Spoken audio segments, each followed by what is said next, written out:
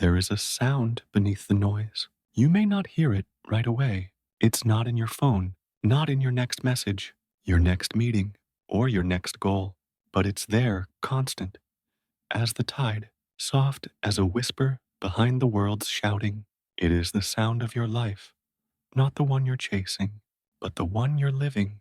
There is a moment always before you scroll, before you speak, before you choose, a moment small enough to be missed, yet spacious enough to hold eternity. That moment is where what truly matters lives, but we rarely live there. Instead, we drift, caught in the tide of urgency, endlessly notified, pulled in every direction.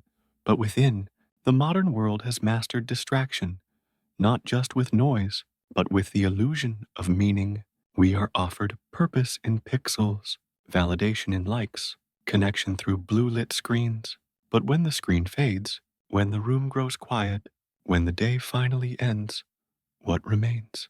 A restless mind, an aching sense that we were everywhere, and yet nowhere at all. Distraction is not just about phones or tasks or media. It is anything that pulls us away from the now, from ourselves. Even ambition can become distraction if it disconnects us from the heart. Even helping others can be distraction if it becomes avoidance. Even beauty becomes noise when it is used to silence our truth. The Buddha once said, "The trouble is, you think you have time, not as a warning, but as an awakening. You do not need to be faster. You do not need to be busier. You do not need to do more. You need to return to breath, to silence, to the sacred simplicity of presence. The wind does not hurry. The river does not multitask. The trees do not ask for applause to keep growing. So why do we? The answer is subtle, but simple. We have forgotten.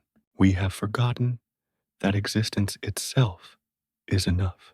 We have forgotten how to be with ourselves without distraction, to sit in a room with our own being and not flinch because we are afraid. Afraid that if we stop, if we pause, we will fall behind. We will be forgotten. We will become nothing. But the paradox is this: it is only when we stop chasing that we begin to return, not to who we should be, but to who we already are. You are not behind. You are not late. You are not lacking. You are simply not here yet. Not fully, not deeply, not softly enough to hear the sound beneath the noise. There's a kind of clarity that comes when you look at the sky at dawn, the way the first light touches the horizon, not to impress, not to announce itself, but simply because that's what it does. The sun rises because it rises. There is no performance in it, just presence. You were made to live like that, to rise without rush, to shine without needing to be seen, to move not from panic, but from peace. But that means letting go of the idea that your value is measured in productivity, letting go of the belief that love must be earned, letting go of the pressure to always be available, always be improving, always be responding. You are allowed to be unavailable to the world, so you can be fully available to yourself. Your breath is not a task. Your rest is not a waste. Your stillness is not a weakness. Do you remember what it feels like to watch a candle flicker?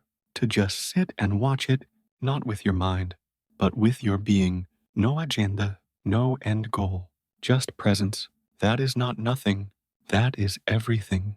Because in stillness, the truth surfaces. In quiet, the mind settles not to sleep, but to see. You begin to see what really matters.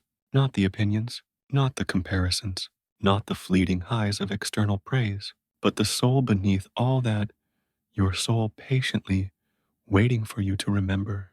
You were not born to compete with everyone around you. You were not born to be the best version of someone else's ideal. You were born to be here, and here is enough. The plum blossom does not compare itself to the pine. The bamboo does not envy the lotus. Each lives its season, its rhythm, its truth fully, no apology. Why not you? Why not now? The heart does not bloom in noise. It opens in stillness, and stillness begins When you turn toward it, gently, patiently, not with judgment, but with curiosity, start with your breath, not as a technique, not as a tool, but as a friend. Feel it return to you like a bird that has flown far and wide, only to land in your chest and rest. That is what your life wants to land again, to stop running, to feel the ground beneath it. Every breath you take is a quiet invitation. Come back, come home, not to a house, not to a title, but to a presence that cannot be shaken. No matter what the world does, there is a center within you untouched by chaos, unshaken by success or failure, unseen by others, but unmistakably yours. When you live from that center, you don't need distraction. You don't even crave it, because you are fed by something deeper. Silence that speaks more truth than words ever could. A monk once said, "Don't seek the truth. Just cease to cherish opinions, not because opinions are wrong, but because truth does not shout. It waits. It lives in what remains after the noise is gone. And when you finally hear it, that quiet, honest truth, it will not tell you to rush. It will not urge you to conquer. It will simply remind you are already whole. In this wholeness, something beautiful happens. You begin to notice the steam rising from your morning tea, the light falling on your floorboards, the way a friend says your name without trying to fix you.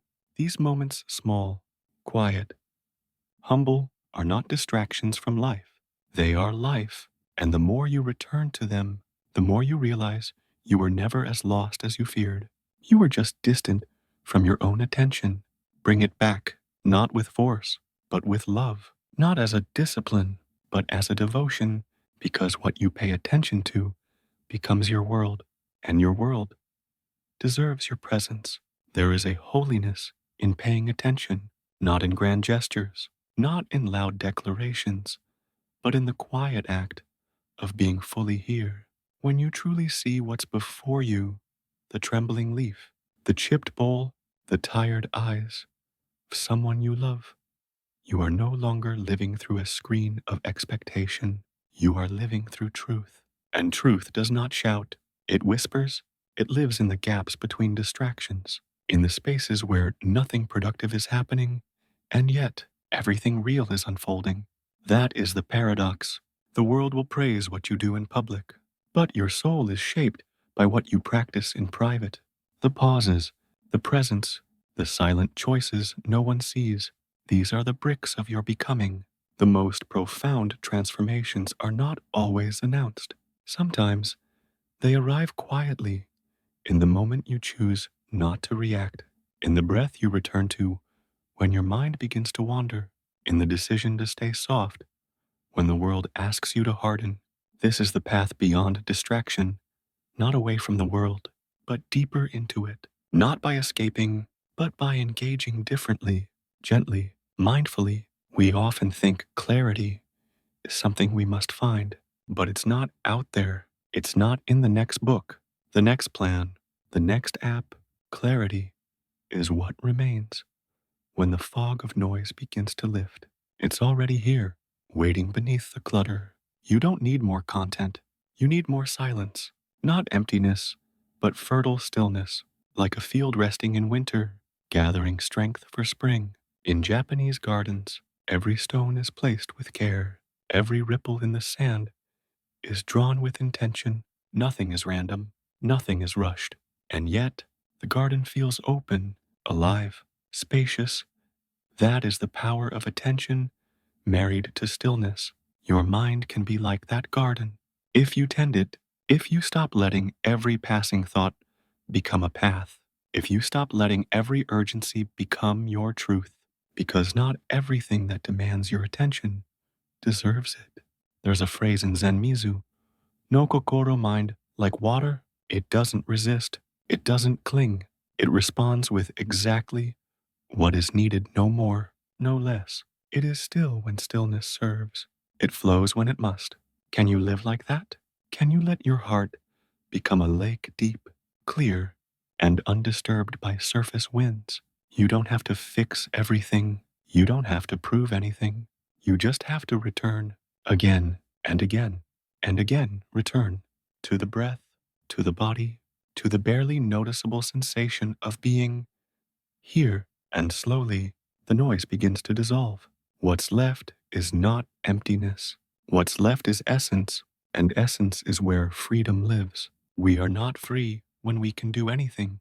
We are free when we are no longer ruled by everything. Free when we can sit still and not be pulled. Free when we can enjoy simplicity without craving stimulation. Free when our inner weather no longer depends on outer noise. And from that freedom, something beautiful begins to bloom.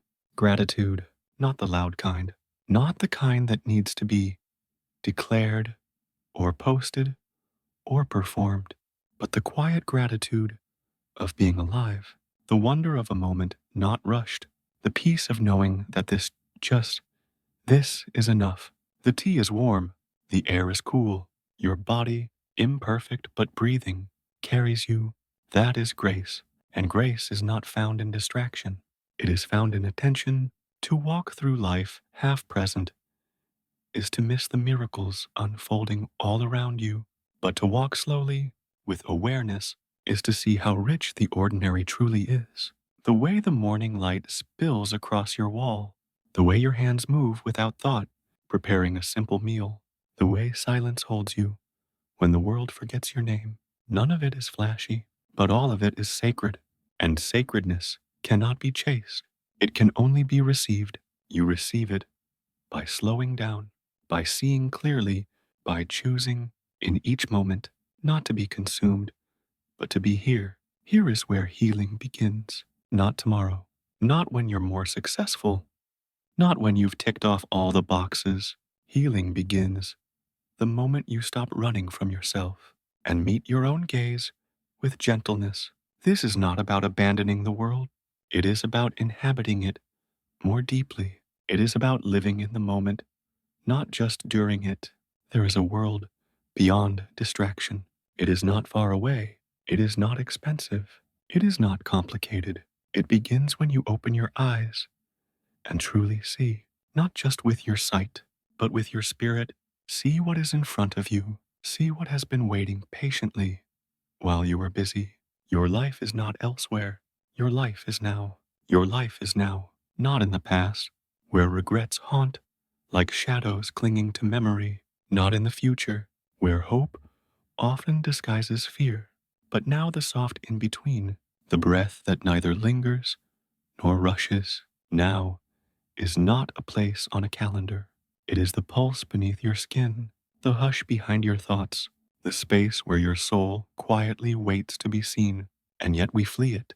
We flee the stillness because we fear it might show us what we've ignored, that we're tired, that we're unsure, that beneath the layers of who we perform to be, we are simply human.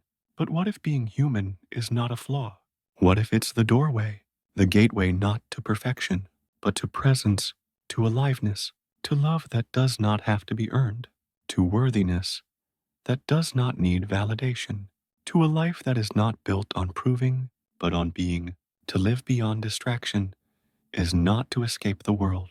It is to wake up within it, to notice how even sorrow has its own texture, its own color, how grief, when held gently, teaches tenderness, how failure, when faced fully, carves humility, how silence, when entered without resistance, becomes a sanctuary. This is not romanticizing suffering. This is returning to reality, where joy and pain walk hand in hand, where nothing is permanent, and because of that, everything matters. That's the secret we forget. Impermanence isn't something to dread. It's what makes life so piercingly beautiful. The cherry blossoms fall, not in spite of their beauty, but because of it, and in their falling, they remind us love deeply, breathe fully, let go gracefully. You cannot hold on to this moment, but you can live it. You can let it bloom fully before it passes. That's what really matters. Not how long something lasts, but how fully it is lived. Let your presence be the proof that you are here. Not your accomplishments, not your status, not your perfection. Your presence A presence that listens before it speaks, that sees before it judges, that touches the world with tenderness instead of urgency, that looks into the mirror and says, I am here. I don't need to be anywhere else. And if you listen closely, you might hear something stir beneath your ribs, the echo of a self you've nearly forgotten, the you who once found joy in simple things, the you who danced before you were told how to, the you who watched the rain, not for how it ruined the day, but for how it washed the earth. That part of you isn't lost. It's just been waiting for your return. And the path back, it is not paved in achievement. It's paved in awareness, in small, sacred acts of attention, placing your hand on your heart when anxiety rises, feeling your feet touch the ground as you walk, noticing the scent of your tea before you drink it. These are not small things. They are everything, because how you do anything is how you live your life. And when your life is lived with attention, even the ordinary becomes extraordinary. A monk once said, before enlightenment, chop wood, carry water. After enlightenment, chop wood, carry water. The tasks remain, but your presence transforms them. Distraction will always be there, knocking on your door, promising something shinier, louder, more urgent. But you don't have to answer. You can let it knock. You can turn instead toward what's quietly blooming inside you, the steady rhythm of your breath, the wisdom in your body, the clarity that has no need to shout. There is no finish line in mindfulness, no final boss to defeat, no level to conquer, just this breath, then the next, and the next, like footsteps across a silent forest, each one grounded, each one enough. Let go of the need to arrive. Let go of the need to know exactly where you're going. Because what really matters is how you go, not with force, but with grace, not with speed, but with sincerity. The mountain does not need your hurry. The sky does not require your efficiency. They only ask that you notice. And if you do, if you truly begin to notice, you will see that the world has never been the problem. The world is not what distracts us. We distract ourselves from the world, from the way the wind moves through leaves, from the way an old friend laughs, from the way our own heart aches not to harm us, but to speak. The question is not, how do I get rid of distraction? The question is, what am I distracting myself from? Ask gently, wait patiently, and then listen. What rises may surprise you. It may be a dream you buried, a truth you silenced, a need you postponed in the name of responsibility. Let it rise. Let it speak, because the soul does not yell. It withers in silence if ignored too long. But give it space, and it will bloom again. Give it space, and it will bloom again. Not all flowers bloom in the spring. Some take years. Some bloom only once, in silence, and are never seen again. But they bloom all the same, not because the world watches, but because that is their nature. And so it is with your soul. It does not need attention. It needs room. It needs breath. It needs the quiet dignity of being allowed to unfold at its own pace, like mist rising from a quiet mountain path. But modern life does not wait. It interrupts. It distracts. It drowns you in notifications and numbs you with options until even your rest is restless and even your joy feels like performance. To return to what matters is to rebel gently, not with anger, not with noise, but with devotion to stillness, to presence, to the sacred now. When you stop chasing what is loud, you start hearing what is true, and what's true is often simple. A bird's call across the morning haze, the worn fabric of a loved one's sweater, the soft ache in your chest when you remember something beautiful and gone. These are not distractions. These are the stitches of your humanity, the proof that you are here, not just surviving, but feeling. To feel deeply is not weakness. It is wisdom. It means the walls are coming down. It means the armor is softening. It means you are letting life reach you again.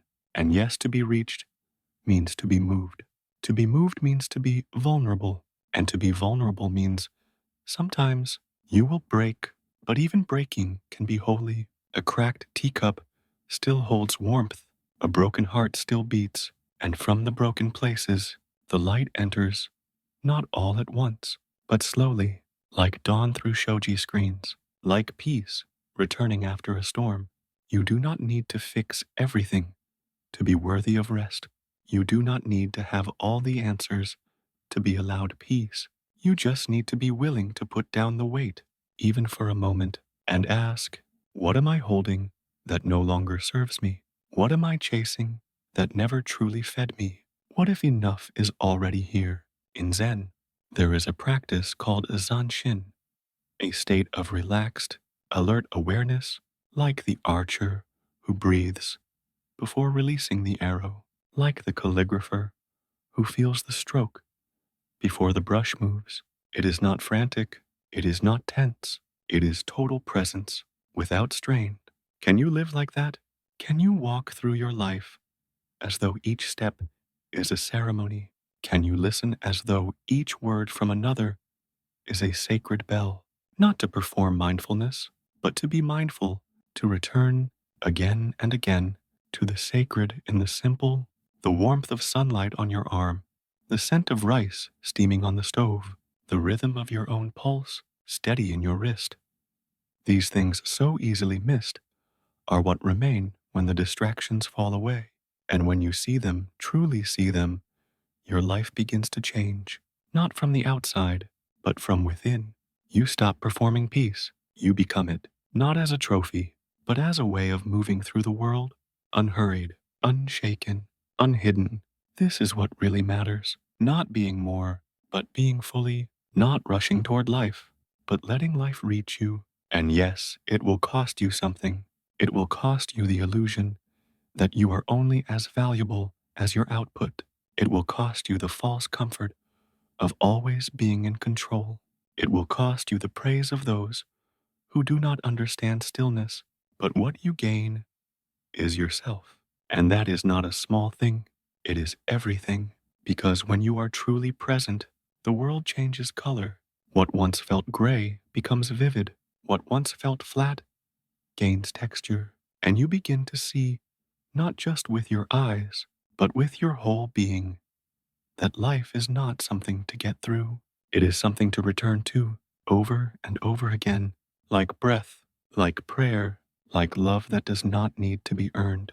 You don't need to do more. You don't need to be more. You just need to arrive and stay in this moment, in this breath, in this life, the only one you have and the only one you need. Let the distractions fall. Let them pass like wind through bamboo. You are not the wind. You are the mountain beneath it, still, silent, and full of truth. You are the mountain beneath the wind, not untouched by life, but unmoved by its noise. Because what's essential doesn't scream. It doesn't blink red. It doesn't demand your instant reaction. What's essential waits, like the moon behind drifting clouds, like a home you forgot was yours. And when the noise passes, it's still there. This is the quiet power of a life lived with intention, not loud, not curated, but true. And truth, when lived gently, is more powerful than any performance. It cannot be undone by someone else's opinion or reshaped by the shifting tastes of a crowd. It's not a brand. It's not a product. It is the thread running through everything that is real, from the smallest kindness to the deepest knowing. You feel it when you stop running, when you sit long enough to hear your own thoughts without trying to escape them, when you look into the mirror and see not what's missing, but what's present. You fully breathing, alive. That is what really matters. Not how flawless your day was, but how honest. Not how much you got done, but how much of yourself you brought to what you did. Not whether you stood out, but whether you showed up for your own life. Because a distracted mind may complete 100 tasks, but only a present one will remember the way the morning light painted the kitchen wall, or the way a stranger's kindness softened your edge, or the way your own resilience held you through a storm you never told anyone about. These are not small details. They are the heartbeat of meaning, and meaning isn't something you find once and keep. It's something you touch every time you return. Return to now, return to presence, return to the breath, that ancient companion that's been with you through every high and every fall, asking for nothing but awareness. Can you feel it now? Not analyze it, not control it, just feel it. The inhale, the pause, the exhale, the space in between, where you are not chasing, not hiding, not proving, just being. This is not philosophy. This is practice. This is the act of reclaiming your life from the chaos that promised you everything and left you empty. This is remembering that your worth has never lived in your achievements, but in your awareness. Because what you're aware of, you begin to care for, and what you care for begins to transform. This is how healing begins, not in sudden revelations, but in the gentle choosing again and again to show up, open-eyed and open-hearted, to say I am here, not perfect, not finished, but fully here. And that changes everything, because presence is contagious. When you live from a place of stillness, you give permission to others to do the same. Your calm becomes a mirror. Your slowness becomes a refuge. Your attention becomes love. And love, in its purest form, is nothing but deep attention, a sacred noticing, to look at something or someone and say, I see you, I'm with you, I'm not somewhere else. Isn't that what we're all truly longing for? To be seen, not as a function or a role or a label, but as a being, whole, incomplete, enough, and to see ourselves that way too. You don't need to escape to a monastery to live like this. You can live like this right here, in your everyday life, in your home, in your work, in the way you stir your coffee, in the way you put your phone down when someone speaks to you, in the way you meet the day, not with dread, not with distraction, but with curiosity. This is the practice, not a destination, not a prize, but a quiet path, walked one breath at a time. And with every step you take in presence, the world begins to soften. The pressure fades, the rushing quiets, and what remains is enough. What remains is real. What remains is what really matters. What remains is what really matters. Not the chase, not the noise, not the endless becoming, but the simple, sacred being. The wind still moves, the world still spins, deadlines still exist, but now you are anchored, no longer drifting through the tides of urgency, but rooted in a presence deeper than urgency can reach. This is not about slowing down your life. It's about deepening it. Let others race. Let the world spin fast. You, you can move like the tide, not because you are lazy, but because you are intentional. You are no longer living to keep up. You are living to wake up, and in that awakening, life unfolds. Not perfectly, but purely. You begin to remember what you already knew as a child, before the world taught you to perform, that life is meant to be felt, not filtered. That being alive is not a project to complete, but a gift to open again and again. There is no arrival, there is no applause at the end of presence, but there is peace. And peace is not passive, it is powerful. It is the kind of power that doesn't need to control, because it trusts the unfolding. It doesn't demand answers, because it has found home in the mystery. This is not the kind of life that makes headlines, but it makes meaning. It builds inner wealth, the kind that cannot be drained by a bad day or stolen by someone else's opinion. It lives in how you treat yourself when you fail, how you breathe when things fall apart, how you sit in silence without needing it to end. This is the life beyond distraction, a life where the goal is not to do everything, but to feel something deeply, honestly, presently, a life where you don't just look at the cherry blossoms, you stand beneath them and let their short-lived beauty remind you of your own impermanence and your own brilliance, a life where you don't wait for a perfect moment to begin living, because you know that every moment, if fully inhabited, is perfect in its own fleeting way. So breathe right here, right now. Let this be the moment you choose to return. Not once, but always return to your breath, return to your body, return to the stillness beneath the noise. Return to your life not as it could be, but as it is, because what really matters has been waiting, not in the next success, not in the next scroll, not in the next version of you, but in the very place you stand, listening to these words. You don't need to keep chasing. You just need to stop leaving.